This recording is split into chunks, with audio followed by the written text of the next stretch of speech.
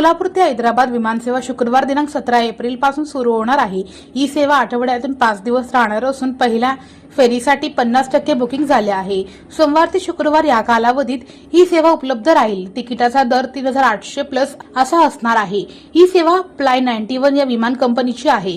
सोलापुरातून उड्डाण घेतल्यानंतर अवघ्या 55 मिनिटात विमान हैदराबाद विमानतळावर पोहोचणार आहे।